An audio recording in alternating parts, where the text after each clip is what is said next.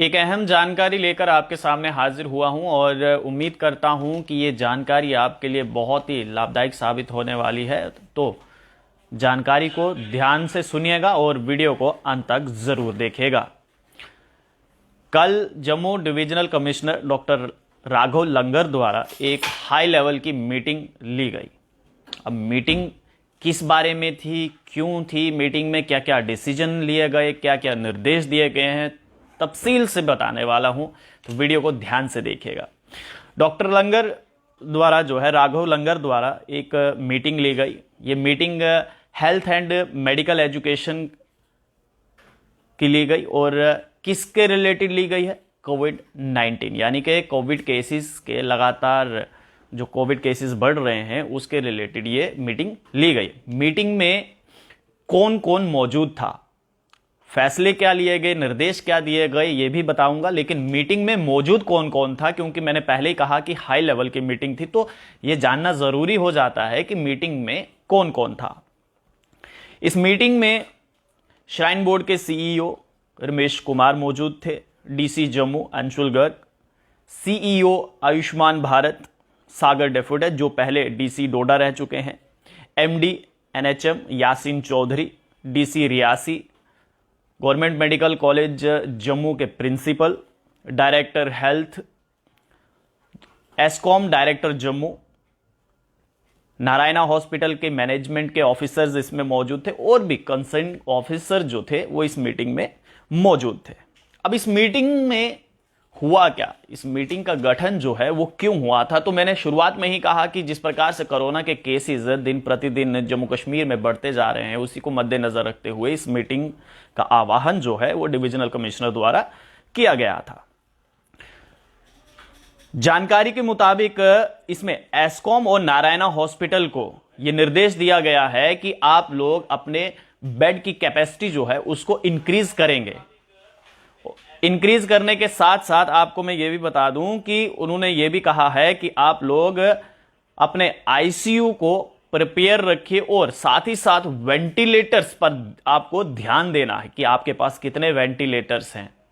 और क्या वो वेंटिलेटर सही हैं, खराब हैं, अगर खराब हैं तो उनको सही कर दीजिए, और कितने वेंटिलेटर्स हैं उसकी भी जानकारी जो है वो मांगी है। और साथ ही साथ आपके पास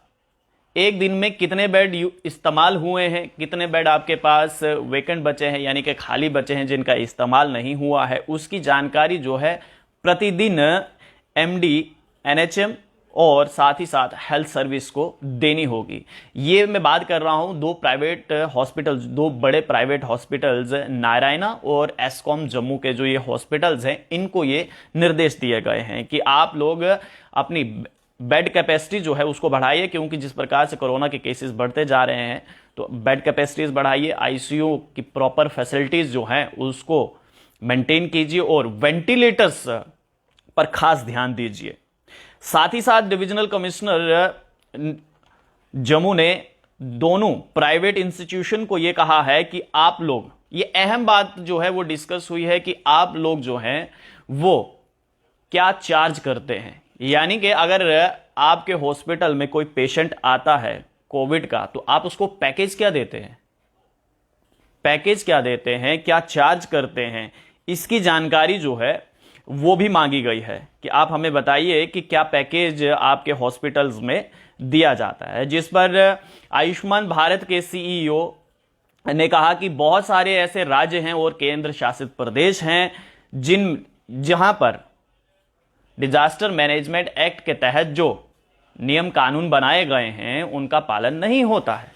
जो रेट्स तय किए गए हैं उन रेट के तहत जो है वो इलाज नहीं होता, बल्कि उससे बढ़ा चढ़ाकर इलाज किया जाता है, और ये एक चिंता का विषय है। और ये अंतर जो है, यही अंतर जो है ये आम आदमी को, गरीब आदमी को मारता है। यानी कि सोचिए कि अगर सरकारी अस्पताल में अगर आप इलाज करने जाते हैं और वो इलाज आपका 1,000 रुपये में खत्म हो जाता है, तो वहीं पर दूसरी ओर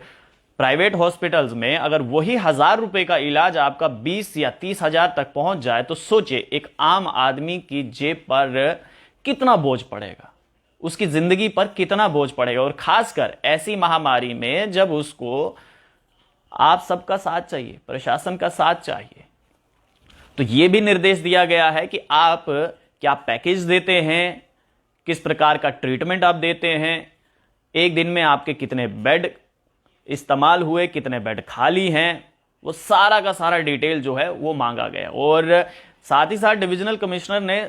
स्ट्रिक्टली एक ऑर्डर भी दिया है इन खासकर इन 2 प्राइवेट इंस्टीट्यूशन को, जिसमें नारायणा हॉस्पिटल और एस्कॉम जम्मू हॉस्पिटल आता है, कि जो भी गाइडलाइंस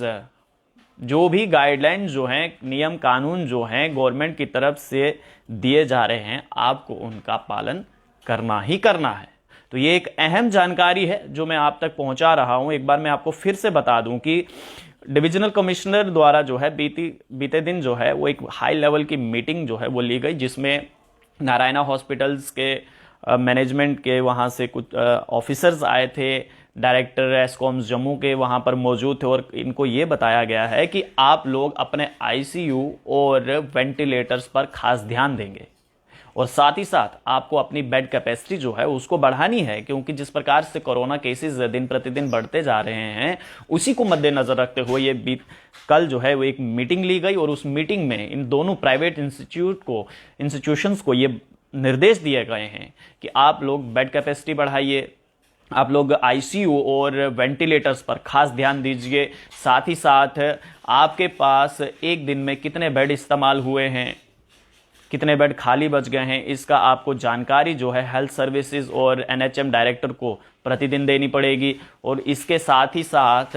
सबसे महत्वपूर्ण बात जो है कि अगर आपके हॉस्पिटल में कोई कोविड पेशेंट आता है तो आप उसको क्या पैकेज देते हैं, क्या चार्ज करते हैं, किस हिसाब से चार्ज करते हैं। ये एक अहम बात है जो वहां पर डिस्कस हुई है। ये डिटेल्स जो हैं वो डिविजनल कमिश्नर द्वारा मांगी गई हैं। ये बहुत ही अच्छी बात है, बहुत अच्छा इनिशिएटिव जो divisional commissioner doctor Raghav Langer द्वारा लिया गया है कि प्राइवेट हॉस्पिटल से वो लिस्ट मांगी जा रही है कि आप लोग क्या पैकेज क्या देते हैं। अगर आपके पास कोई कोविड पेशेंट आता है तो उसको पैकेज क्या दिया जाता है, किस प्रकार का ट्रीटमेंट वहां पर दिया जाता है, और साथ ही साथ पेशेंट किस प्रकार के पेशेंट जो हैं वो आप लेते हैं। तो उम्मीद करता हूं कि ये जानकारी आप लोगों को अच्छी लगी हो। अगर अच्छी लगी होगी जानकारी तो आप कमेंट बॉक्स में अपनी राय रख सकते हो। जानकारी अच्छी लगी हो तो वीडियो को लाइक कीजिएगा, शेयर कीजिएगा। फेसबुक पर देख रहे हैं तो चैनल को लाइक कीजिएगा, यूट्यूब पर देख रहे हैं तो चैनल को सब्सक्राइब कीजिएगा और बेल आइकन जरूर दबाइएगा। फिलहाल मुझे और मेरे कैमरामैन गगन को दीजिए इजाजत। नमस्कार।